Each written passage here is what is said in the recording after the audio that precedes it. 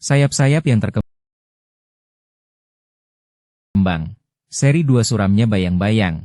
Audiobook, novel silat, cerita, S.H. Mintarja, episode 229. Meskipun demikian, kedua orang lawan Risang dan Kasada itu setiap kali menjadi heran. Anak-anak muda itu mempunyai beberapa kesempatan yang tidak dipergunakan. Mula-mula mereka menganggap bahwa anak-anak muda itu kurang berpengalaman sehingga beberapa peluang telah mereka lewatkan. Keduanya menganggap bahwa meskipun dasar ilmu mereka berada di bawah kemampuan ilmu anak-anak muda itu, tetapi pengalaman mereka akan dapat memberikan peluang kepada mereka. Tetapi setelah hal seperti itu terjadi beberapa kali, maka mereka mulai berpikir lain. Mereka mengira bahwa anak-anak muda itu adalah anak-anak muda yang sangat sombong yang berusaha untuk mempermainkan mereka, sebelum mereka menangkap dan membawa mereka kepada senapati prajurit dalam tugas Sandi Madiun. Tetapi dugaan itu pun kemudian telah meragukan mereka. Anak-anak muda itu tidak berusaha menangkap dan mengikat mereka.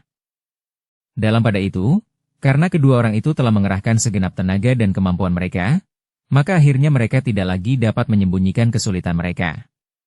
Tenaga mereka yang telah susut, serta tubuh mereka yang disengat oleh rasa sakit di mana-mana.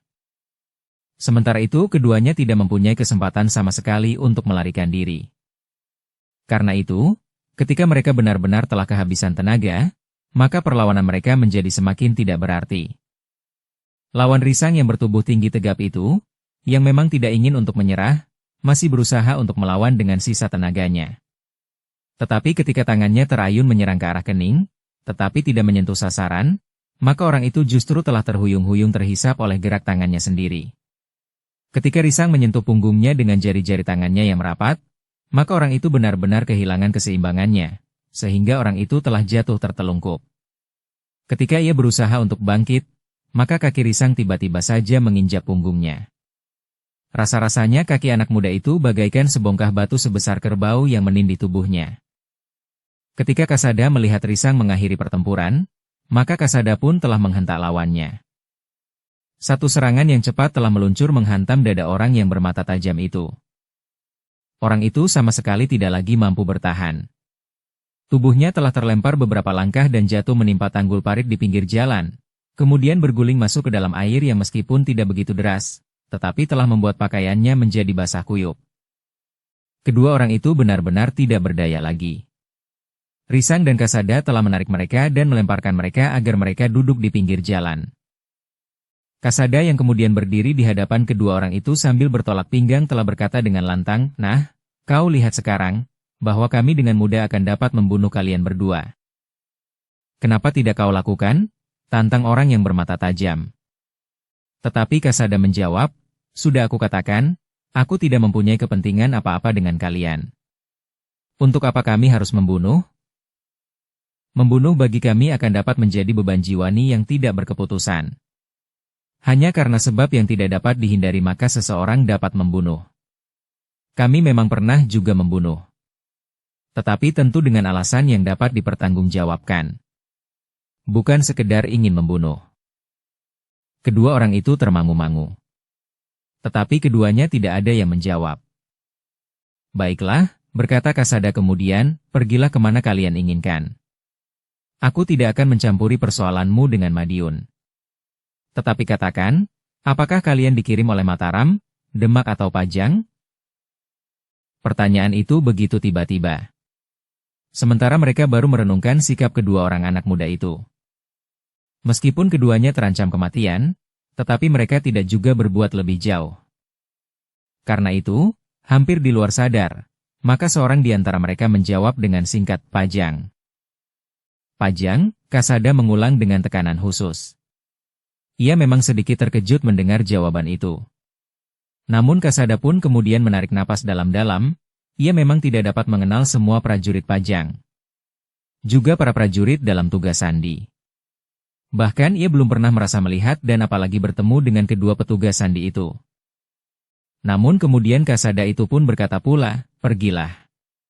Aku tidak mempunyai kepentingan apa-apa dengan kalian. Aku tidak bersangkut paut dengan peperangan yang manapun juga.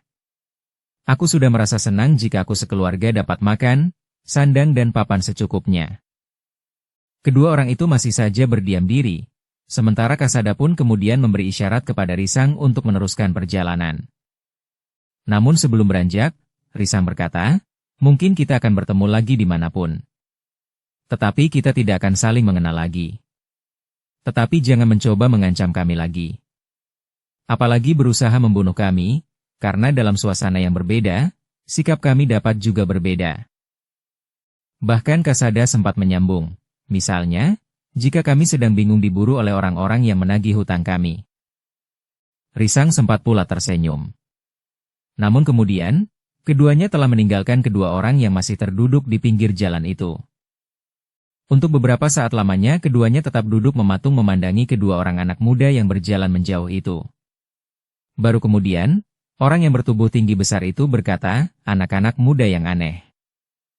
Orang yang bermata tajam itu pun bertanya, kau percaya bahwa mereka tidak mempunyai sangkut paut dengan peperangan yang mungkin terjadi antara Mataram dan Madiun? Orang yang bertubuh tinggi itu menggeleng. Katanya, tidak. Justru mereka tentu orang-orang penting yang akan terlibat dalam peperangan itu. Menurut pendapatmu, apakah mereka memang orang Madiun? Bertanya orang yang bermata tajam. Tidak. Mungkin mereka justru petugas sandi dari Mataram, jawab kawannya yang bertubuh tinggi tegap itu. Orang yang bermata tajam, yang pakaiannya menjadi basah kuyup itu menarik napas dalam-dalam. Sambil bangkit berdiri ia mencoba menggeliat. Tulang-tulang rusuknya masih terasa sakit. Namun justru air telah membuat badannya menjadi sedikit segar, meskipun tenaganya masih terasa sangat lemah. Aku harus berjemur, berkata orang itu. Kita berjemur sambil berjalan. Untung panasnya terasa menyengat tubuh. Pakaianmu tentu sudah menjadi kering sebelum kita sampai ke padukuhan itu. Kawannya mengangguk-angguk. Sementara orang bertubuh tinggi tegap itu pun berusaha untuk bangkit meskipun tulang punggungnya bagaikan menjadi retak. Perlahan-lahan keduanya berjalan searah dengan perjalanan Risang dan Kasada. Tetapi kedua orang anak muda itu telah hilang di kelok jalan. Meskipun mereka berada di Bulak, tetapi pepohonan perdu dan batang-batang turi yang tumbuh di pinggir jalan telah menghalangi pandangan mereka. Apalagi jarak di antara kedua orang anak muda itu dengan kedua orang petugas sandi dari Pajang itu menjadi semakin jauh. Di perjalanan Kasada masih juga sempat bergeremang. Dengan nada berat ia berkata, para petugas sandi masih harus mendapat latihan-latihan khusus untuk melakukan tugas mereka. Apalagi mereka yang akan disusupkan langsung ke lingkungan lawan. Agaknya mereka dipersiapkan dengan tergesa-gesa. Mungkin mereka tiba-tiba saja mendapat tugas khusus itu karena di Madiun diselenggarakan upacara tahunan ini. Sehingga karena itu, maka bekal yang diberikan kepada mereka kurang mencukupi. Kasada menarik napas dalam-dalam. Katanya, aku justru ingin bertemu dengan pemilik kedai itu. Untuk apa? Bertanya Risang. Ia harus menjadi lebih berhati-hati. Apalagi agaknya orang itu memang orang Madiun atau orang Pajang yang sudah lama berada di Madiun. Jawab Kasada. Bagaimana jika terjadi salah paham? Desis Risang. Kasada menarik nafas dalam-dalam. Tetapi ia memang merenungkan kata-kata Risang itu. Beberapa saat mereka pun kemudian telah berbelok di sebuah simpang tiga. Keduanya tidak tahu di mana mereka berada. Namun naluri pengembaraan mereka telah membawa keduanya kembali ke kota tanpa harus melalui jalan yang telah mereka lalui. Ketika keduanya sampai di alun-alun, maka suasana pun memang sudah terasa letih. Orang-orang yang menonton sudah banyak yang bertebaran di pinggir alun-alun mengerumuni para penjual beberapa jenis minuman dan makan. Kasada pun kemudian telah menggamit Risang ketika ia melihat Kirsa dan kedua orang anaknya yang sedang duduk di akar sebatang pohon beringin. Kedua orang anaknya sedang sibuk minum dawet cendol sambil memegang makanan di tangannya. Kasada dan Risang pun kemudian telah duduk pula di samping mereka. Demikian kedua anak itu selesai minum, maka sebelum ia mengunyah makanannya, maka kedua orang anak Kirsa itu telah bercerita tentang petugas sandi Mataram yang telah tertangkap. Mereka orang jahat, desis anaknya yang kedua, sepantasnya mereka dihukum berat. Nanti atau besok tentu ada lagi yang tertangkap. Jantung Risang dan Kasada menjadi berdebaran. Sementara itu, Kirsa berkata, bukankah sodoran itu masih berlangsung? Marilah, kita menonton lagi. Tetapi kedua anaknya menggeleng. Yang terbesar pun berkata, aku letih ayah. Nanti saja, jika matahari telah turun. Sebentar lagi sodoran untuk hari ini akan diakhiri. Kita akan melihat lagi esok, jawab anaknya. Sedangkan anaknya yang kecil berkata, besok kita nonton lagi. Besok tentu ada penjahat yang tertangkap. Bukan penjahat, sahut yang besar, petugas sandi. Tetapi menurut ayah, petugas sandi dari Mataram itu juga penjahat. Sudahlah, potong ayahnya yang mulai berkeringat, kita melihat sodoran itu lagi. Ayah ingin melihat prajurit yang berkumis lebat itu di arena. Tanpa menunggu jawaban, maka Ki Kesa pun segera menggandeng kedua anaknya ke tengah lapangan. Sambil berpaling kepada Risang dan Kasada, Ki Resa berkata, marilah Ngger. Kita menonton lagi, silahkan Ki Resa, sahut Risang, nanti aku menyusul. Ki Resa pun kemudian bergegas membawa kedua anaknya ke tengah-tengah alun-alun untuk menyaksikan pertandingan selanjutnya. Di pinggir alun-alun, Risang dan Kasada justru duduk di bawah bayangan rimbunnya pohon beringin. Dengan nada rendah Kasada berkata, aku tidak dapat menyalahkan Ki Resa jika ia mengajari anaknya untuk bersikap bermusuhan dengan para petugas sandi dari Mataram atau barangkali juga Pajang. Ya, bagaimanapun juga Ki Resa adalah orang Madiun, desis Risang. Tetapi bagaimana pendapatmu atas sikap Ki Resa terhadap kita? Bertanya Kasada. Risang menarik nafas dalam-dalam. Dipandanginya orang yang berlalu lalang di sekitarnya dan orang-orang yang masih berkerumun di sekitar arena-arena pertandingan. Sorak yang gemuruh kadang-kadang masih terdengar meskipun tidak lagi menghentak sebagaimana saat pertandingan itu dimulai. Meskipun dengan agak ragu, Risang pun kemudian menjawab, aku kira Ki Resa tidak akan mengkhianati kita meskipun ia bersikap sebagai orang Madiun. Nampaknya ia akan memisahkan persoalan kita dengan persoalan yang terjadi antara Mataram dan Madiun. Tetapi ia mengetahui bahwa kita orang-orang yang setidak-tidaknya merupakan bagian dari Mataram, berkata Kasada. Apalagi jika Ki Resa memperhitungkan nilai benda-benda berharga itu bagi kepentingan Madiun. Apalagi ia tahu bahwa harta benda berharga itu milik perguruan Wukir Gading. Jika ia merasa murid dari perguruan itu, maka sepeninggal gurunya, Ki Remeng dan beberapa orang terpenting yang lain dari perguruan Wukir Gading, maka Ki Resa Podang dapat saja merasa dirinya juga berhak atas harta benda itu. Risang mengangguk-angguk. Katanya, memang perubahan sikap itu dapat saja terjadi atas Ki Resa Podang yang merasa dirinya orang Madiun. Upacara tahunan ini akan dapat menggugah kesetiaannya kepada kampung halamannya. Apapun yang pernah terjadi atas perguruan Wukir Gading, namun ia agaknya tetap merasa sebagai orang Madiun. Dan kita tidak dapat menyalahkannya. Ya, kita tidak dapat menyalahkannya, desis Kasada. Namun katanya kemudian, aku merasa tidak enak untuk tetap berada di rumah Ki Resa dalam keadaan seperti ini. Ya, sahut Risang, aku juga merasa demikian. Kita akan berbicara dengan Paman Sambi Wulung dan Jati Wulung. Kasada mengangguk-angguk, Lapun kemudian berdesis, kita cari saja mereka sekarang. Keduanya pun kemudian bangkit. Orang-orang yang ada di alun-alun itu sudah mulai menyusut. Meskipun demikian, alun-alun itu masih juga nampak terlalu sibuk. Risang dan Kasada sudah tidak menghiraukan lagi pertandingan di arena. Mereka justru menelusuri bagian tepi alun-alun untuk menemukan Sambi Wulung dan Jati Wulung. Apakah mereka sudah meninggalkan alun-alun ini? Desis Risang, Kasada tidak menyahut. Tetapi ia masih saja mencari di celah-celah banyak orang. Namun Risang terkejut ketika ia merasa seseorang menggamitnya. Ketika ia berpaling, justru Sambi Wulung dan Jati Wulung telah berdiri di belakangnya. Sambil tersenyum Sambi Wulung itu pun bertanya, apakah kalian mencari kami? Risang dan Kasada pun tersenyum pula. Risanglah yang menjawab, ya, kami memang mencari paman berdua. Tetapi bukankah Angger berdua meninggalkan alun-alun dan melihat suasana di kota? Bertanya Jati Wulung. Ya, paman. Kami mempunyai cerita menarik bagi paman berdua, berkata Risang. Tentang apa? Bertanya Sambi Wulung. Marilah, kita duduk di bawah pohon beringin itu, ajak Risang. Keempat orang itu pun kemudian duduk bersama di bawah sebatang pohon beringin pula yang banyak terdapat di sekeliling alun-alun itu. Dengan singkat Risang menceritakan pertemuan mereka dengan dua orang petugas sandi dari Pajang serta seorang pemilik kedai yang nampaknya membantu tugas-tugas sandi itu. Tetapi apakah Angger berdua menyatakan diri kepada mereka berdua? bertanya Sambi Wulung. Tidak paman, jawab Kasada, mereka tetap tidak mengetahui tentang diri kami berdua.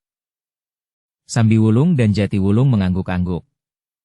Namun dalam pada itu, Risang pun telah menceritakan pula pernyataan anak-anak Kirsa Podang, yang tentu tidak akan lepas dari sikap batin ayahnya. Sambi Wulung dan Jati Wulung termangu-mangu sejenak. Namun seperti Risang dan Kasada, maka Sambi Wulung pun berkata, kami dapat mengerti sikap itu. Enggak. Ya, paman, tetapi kemudian apa yang sebaiknya kita lakukan sekarang? Apakah kita masih akan tetap tinggal di rumah Kirsa Podang? Upacara tahunan ini agaknya memang mampu membangkitkan gelora jiwa orang-orang Madiun untuk semakin mencintai kampung halamannya. Apakah dengan demikian, kita tidak akan terancam bahaya? Mungkin Kirsa Podang sama sekali tidak menghiraukan lagi harta benda yang bernilai sangat tinggi itu. Tetapi Kirsa memandang kita sebagai orang yang berpihak kepada Mataram, berkata Risang kemudian. Sambi Wulung dan Jati Wulung mengangguk-angguk. Namun Sambi Wulung kemudian berkata, tetapi Kirsa Podang adalah orang yang cukup dewasa menghadapi persoalan-persoalan yang rumit sekalipun. Sebaiknya kita berbicara berterus terang, bagaimana sikapnya terhadap kita. Risang termangu-mangu sejenak. Namun kemudian ia pun mengangguk sambil menyahut, baiklah. Sore nanti kita berbicara dengan terbuka. Kasada pun kemudian berkata pula, ya. Sebaiknya kita berbicara berterus terang. Sementara itu, matahari pun menjadi semakin rendah. Sejenak kemudian, maka pertandingan di hari pertama itu pun segera diakhiri. Namun masih ada beberapa macam pertandingan yang akan diselenggarakan di hari-hari berikutnya. Beberapa saat kemudian arus penonton yang keluar dari alun-alun itu bagaikan arus bendungan yang pecah.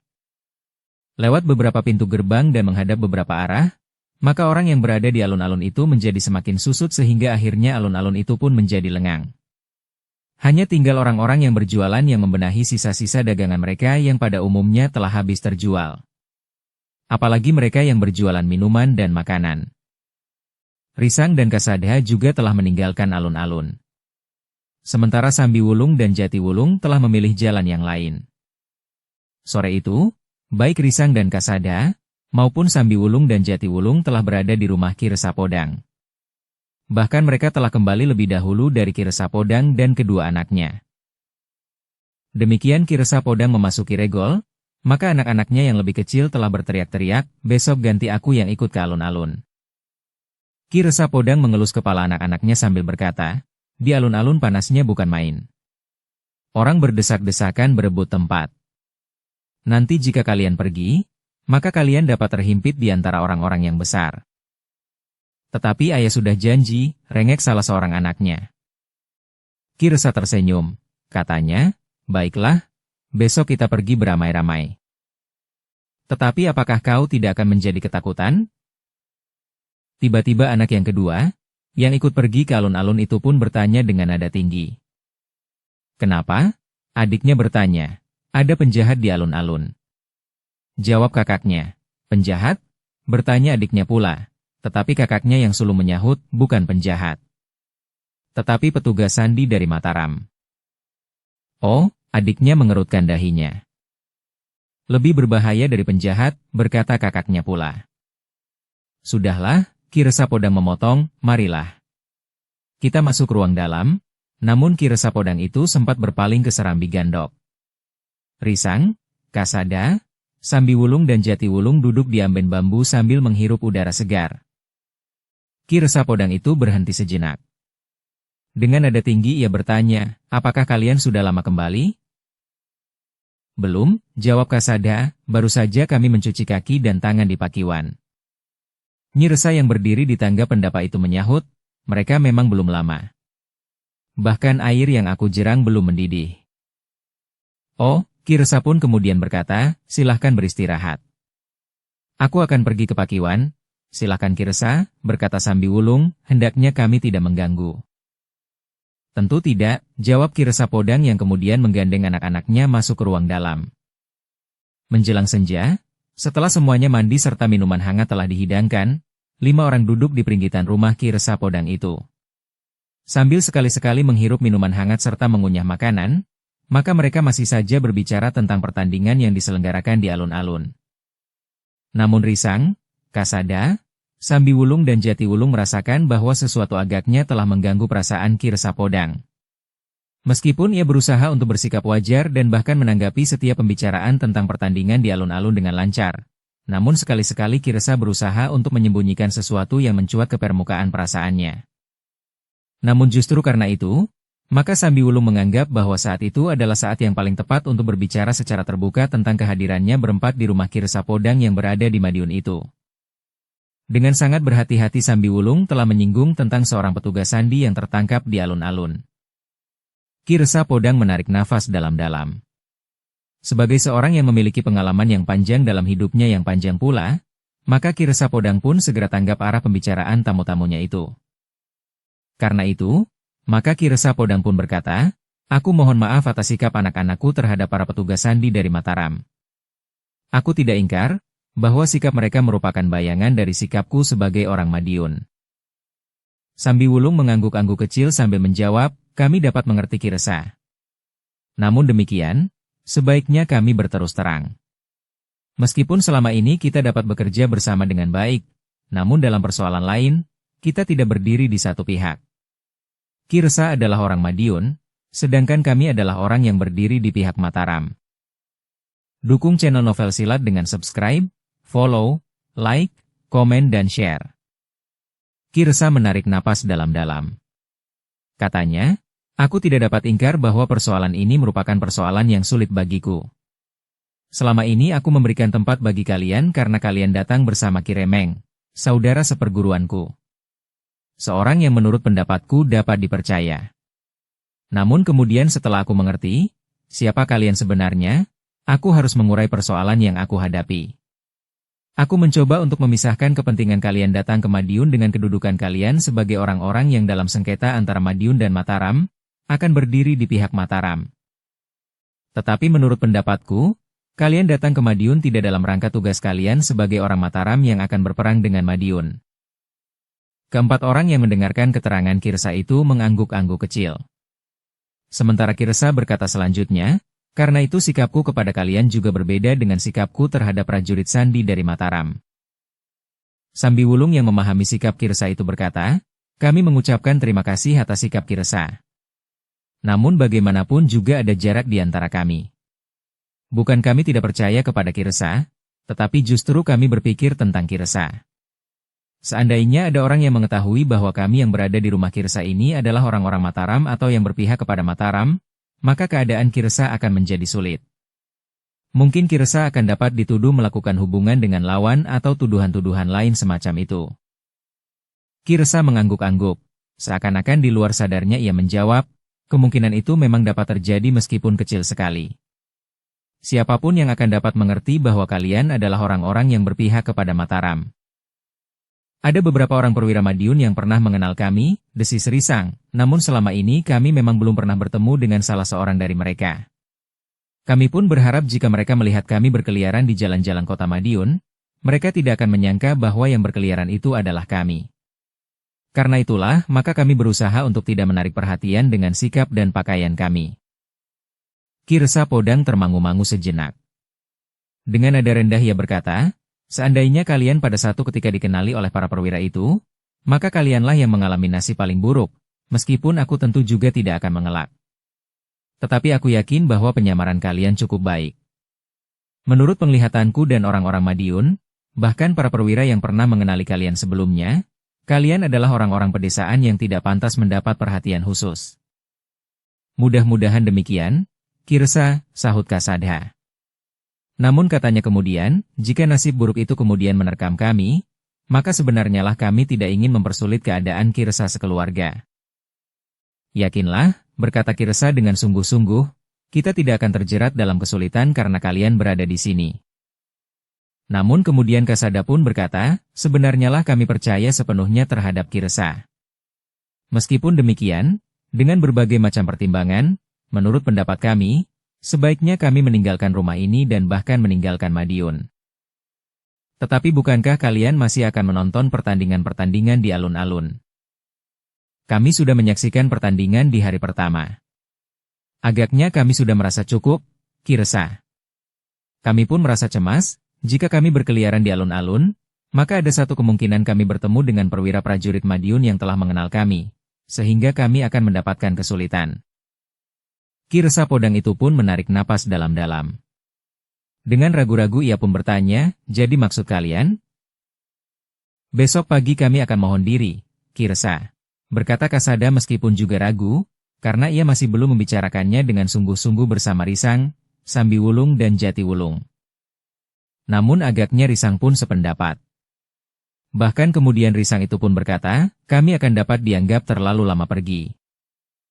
Ki Resa Podang menarik napas dalam-dalam.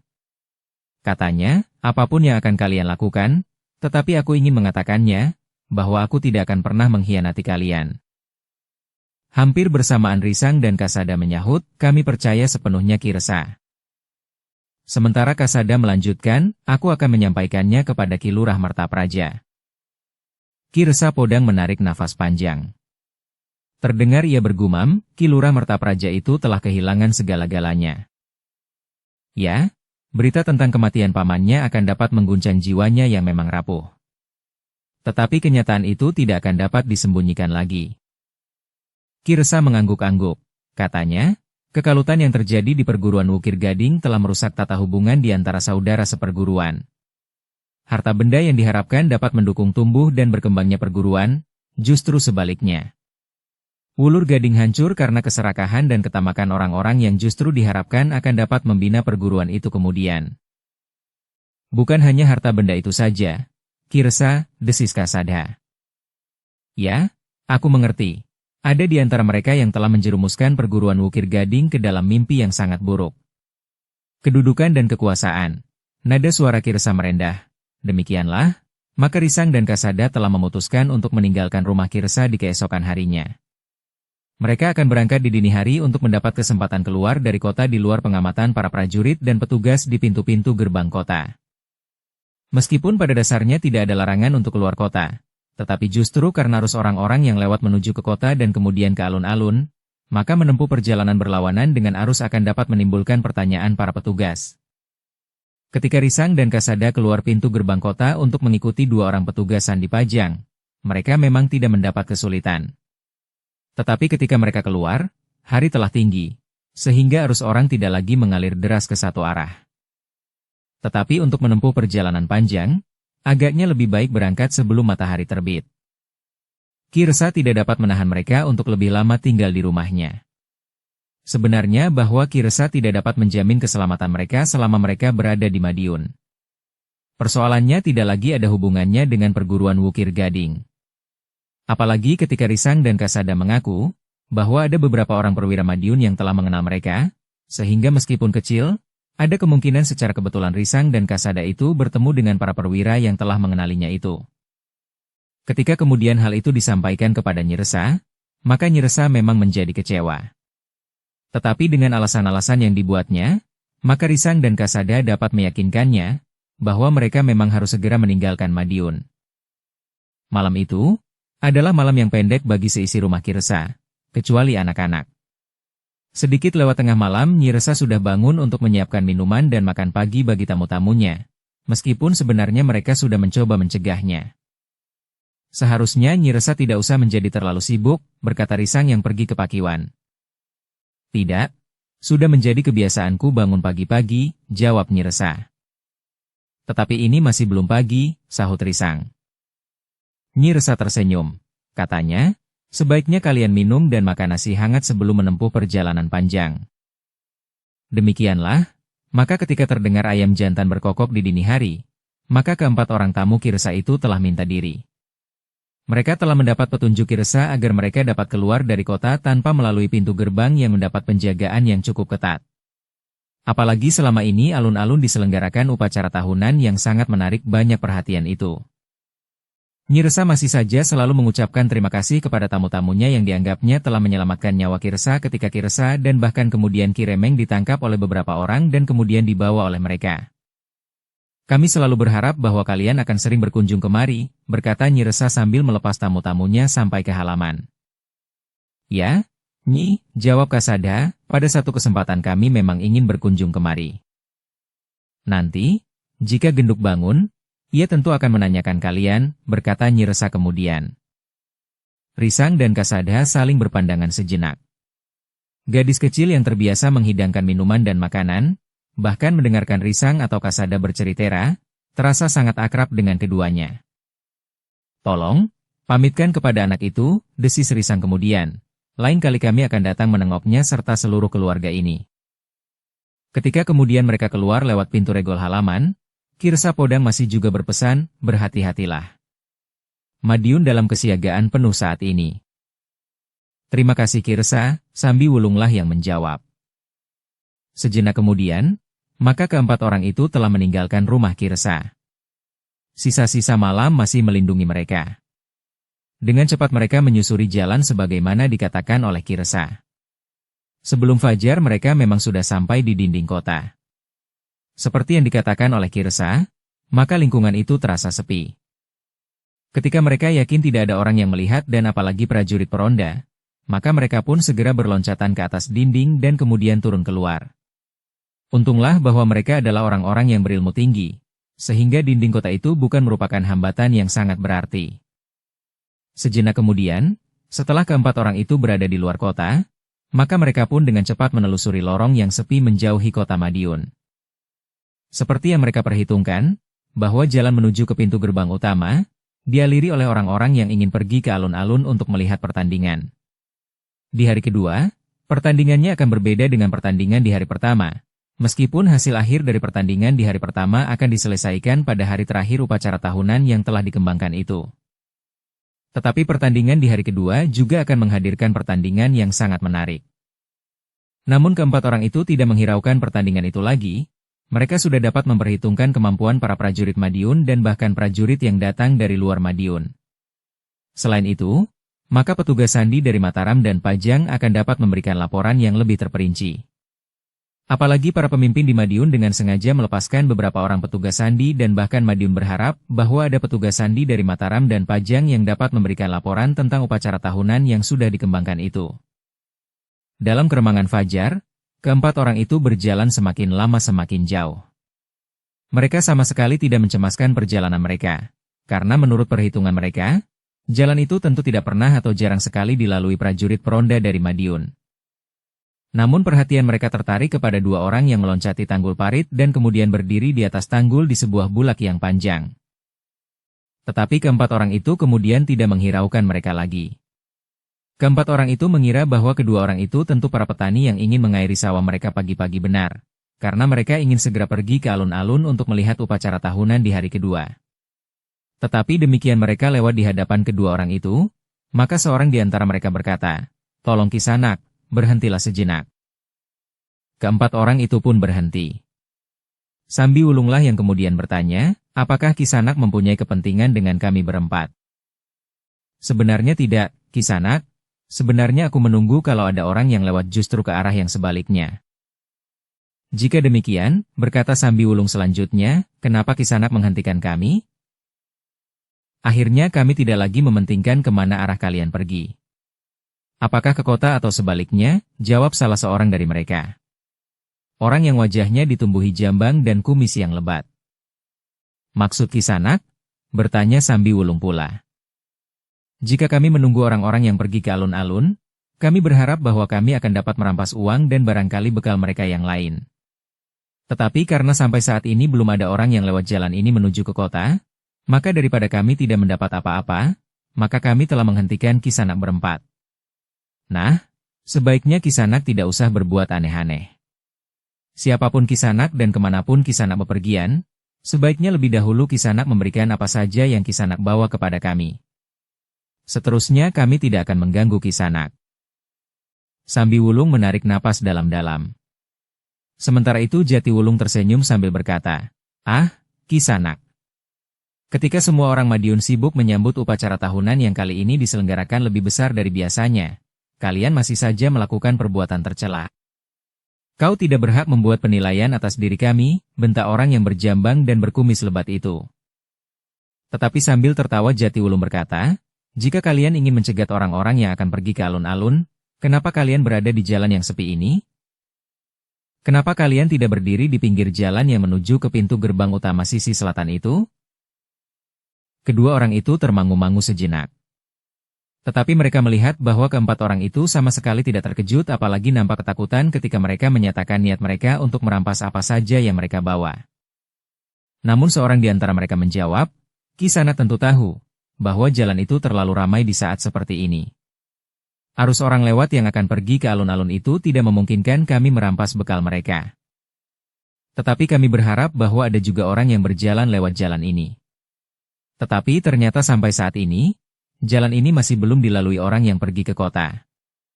Tetapi agaknya nasib kalianlah yang buruk, sehingga kalian justru berjalan di jalan ini. Jatiwulung justru tertawa semakin panjang. Katanya, ternyata perhitungan kita sama. Sebaiknya terhadap kalian kami tidak usah berbohong. Sebenarnya lah kami juga sedang melakukan pekerjaan kami sebagaimana yang kalian lakukan. Tetapi karena kami tidak telaten menunggu, maka kami telah menyusuri jalan ini menyongsong jika ada orang yang lewat. Tetapi justru kami bertemu dengan kalian di sini. Wajah orang-orang itu menjadi tegang. Sejenak mereka terdiam, namun kemudian salah seorang dari mereka, orang yang agak gemuk dan berwajah keras seperti batu padas menggeram. Satu persoalan yang tidak pantas untuk ditertawakan. Ternyata kalian berempat memang bernasib buruk. Kalian telah memasuki daerah kami dengan tidak seizin kami. Jangan begitu Kisanak, berkata Jatiwulung, jalan ini bukan milik kalian. Jalan ini milik semua orang. Karena itu, siapa yang lewat di jalan ini pun bukan milik kalian. Kalian dapat saja merampok mereka. Tetapi kami pun dapat pula melakukannya. Karena itu, biarlah aku meneruskan perjalanan kami. Kami akan menyongsong orang-orang yang lewat. Tidak sekedar menunggu, sebentar lagi fajar menyingsing. Dunia kami, juga dunia kalian akan berakhir. Kecuali jika kita masih belum mendapat apa-apa, maka apa boleh buat. Meskipun matahari sudah terbit, tetapi jika masih ada kemungkinan kami akan melakukannya juga. Cukup, bentak orang yang agak gemuk itu, kami tidak sedang bergurau. Kami berkata sebenarnya, daerah ini, jalan ini, adalah milik kami. Daerah kuasa kami. Jika kau ingin melakukan, lakukanlah di lingkungan yang lain. Jalan yang pantas kita anggap sebagai ladang bukan hanya jalan ini. Tetapi Jatiwulung pun kemudian menjawab dengan tidak kalah kerasnya, setan kau. Aku sudah berusaha menahan diri. Sebenarnya lah bahwa kamilah yang harus mengusir kalian. Kami sudah melakukan pekerjaan ini turun-temurun. Ayahku juga melakukan pekerjaan ini. Kakekku bahkan buyut dan canggahku. Kedua orang itu menjadi sangat marah. Yang berjambang dan berkumis lebat membentak kasar, kau jangan mengada-ada. Sekarang dengar perintahku, pergi dari lingkungan ini, atau kami bunuh kalian berempat agar tidak mengganggu ladang kami yang sudah menjadi semakin gersang ini. Tetapi Jatiwulung menjawab, kami yang berhak mengusirmu. Jika Kailan menantang kami berkelahi, maka kami akan berkelahi. Jika kalian ingin membunuh kami, maka kami akan membunuh kalian. Kau lihat, bahwa kami berempat. Kalian hanya berdua, sedangkan dua orang di antara kami adalah anak-anak muda yang sedang berlatih untuk kelak meneruskan pekerjaan kami. Tenaga mereka sedang tumbuh sampai ke puncak. Karena itu, jika kalian menantang kami, maka nasib kalianlah yang akan menjadi sangat buruk. Tetapi kedua orang itu menjadi semakin marah. Yang bertubuh agak gemuk itu berkata lantang, bersiaplah kalian berempat. Kami akan memilin kepala kalian. Sebenarnya kami merasa kasihan terhadap anak-anak itu. Mereka tidak tahu apa yang sedang mereka hadapi. Bagus, berkata Jatiwulung. Kemudian sengaja ia memperlihatkan isyarat yang diberikannya kepada kawan-kawannya, cepat, bersiaplah. Kita akan berkelahi melawan kedua orang ini. Kita harus mempertahankan ladang kita meskipun aku sependapat, bahwa ladang ini sudah menjadi semakin gersang. Sambiwulung, Risang dan Kasada tidak ingin mengecewakan permainan Jatiwulung. Karena itu, maka mereka pun segera berloncatan memencar mengepung kedua orang itu. Orang yang berjambang dan berkumis lebat itu masih juga menggeram, kelinci-kelinci yang tidak tahu diri. Jika kalian terbunuh di arena ini, adalah tanggung jawab kalian sendiri. Jatiwulung pun kemudian berkata lantang, kita selesaikan mereka menurut cara kita. Tetapi suaranya terputus ketika tiba-tiba orang yang gemuk itu menyerangnya. Kakinya terjulur lurus menghantam dada Jatiwulung. Satu tendangan yang keras dan tiba-tiba. Jatiwulung terlempar beberapa langkah. Tubuhnya pun kemudian telah jatuh berguling di tanah. Hampir saja Jatiwulung terjerumus ke dalam parit yang dialiri air yang meskipun tidak terlalu banyak, tetapi akan dapat membuat pakaiannya basah kuyup. Sambiwulung, Risang dan Kasada terkejut. Namun ketika kemudian mereka melihat Jatiwulung itu bangkit, berjalan dengan timpang dan kedua tangannya bertelekan pada lambungnya sambil menyeringai, maka tahulah mereka, bahwa Jatiwulung benar-benar sedang bermain-main. Nampaknya Paman Jatiwulung ingin menghangatkan badannya di pagi-pagi yang dingin ini, berkata Risang di dalam hatinya. Namun orang yang gemuk yang merasa berhasil melemparkan Jatiwulung itu pun berkata, "Nah, untuk selanjutnya, tulang-tulang igamu akan retak dan jantungmu yang akan rontok di dalam rongga dadamu akan menghapus segala kesombonganmu." "Jangan sesumbar seperti itu," jawab Jatiwulung, "kita akan melihat apa yang terjadi selanjutnya." Sekali lagi orang yang agak gemuk itu meloncat dengan cepat. Tangannya terayun dengan derasnya. Dengan punggung telapak tangannya ia menampar kening Jatiwulung. Sekali lagi Jatiwulung terdorong ke samping. Kemudian jatuh terduduk di tanah. Kedua tangannya memegangi keningnya yang telah dikenai punggung telapak tangan orang yang gemuk itu.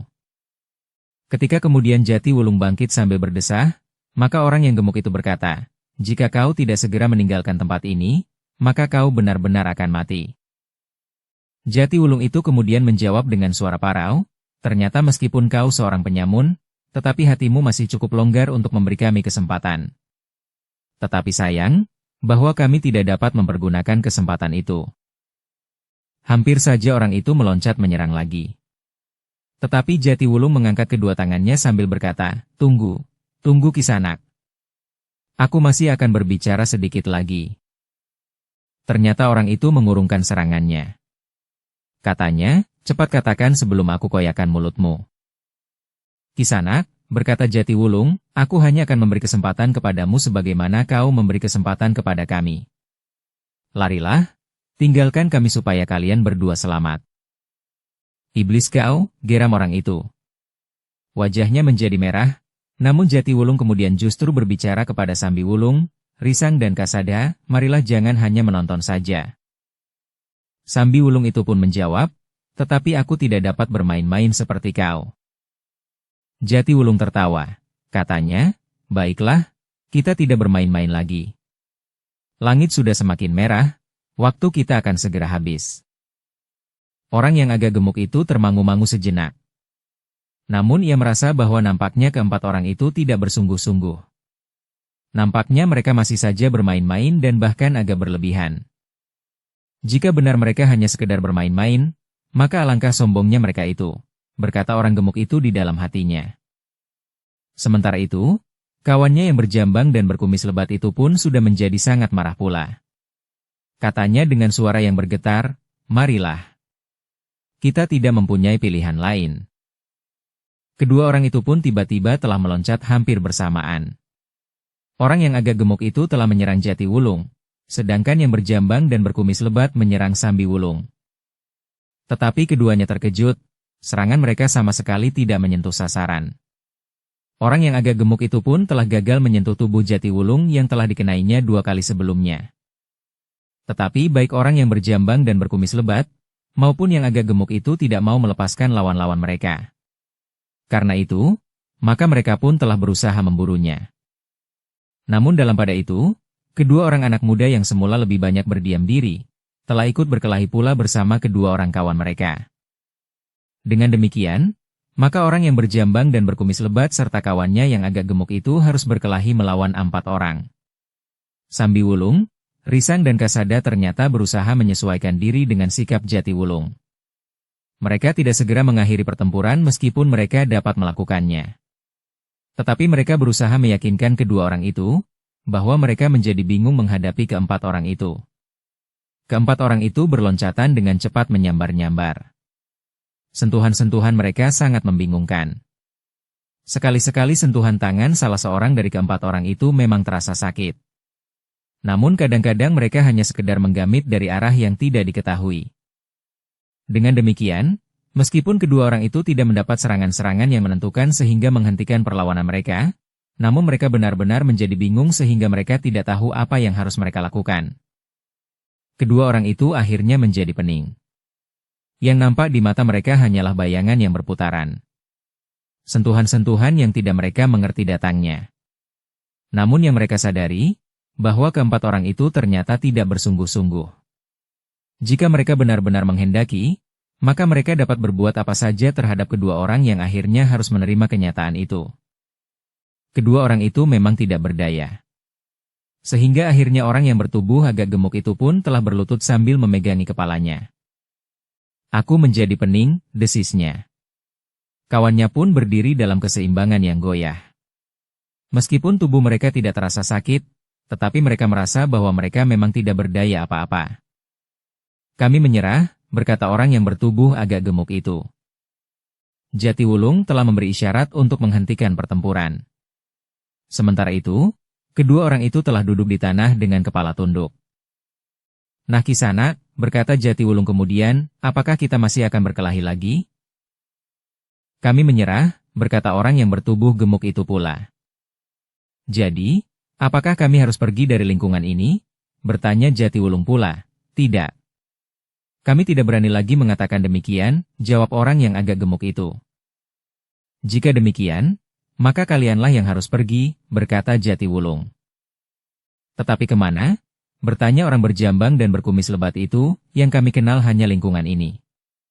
Sudah bertahun-tahun kami membuka ladang di sini sehingga kami tidak pernah berpikir untuk mencari ladang yang lain. Tetapi kau harus pergi dari lingkungan ini, berkata Jatiwulung, bukan saja dari lingkungan ini. Tetapi kalian harus menghentikan pekerjaan kalian yang hina ini. Yang hina? Orang yang berjambang dan berkumis lebat itu bertanya, pekerjaan ini adalah pekerjaan laki-laki. Aku tidak mau menjadi pencuri yang hanya berani melakukan pekerjaannya jika sasarannya lengah. Aku tidak mau menjadi penipu yang licik. Tidak pula sudi mengemis.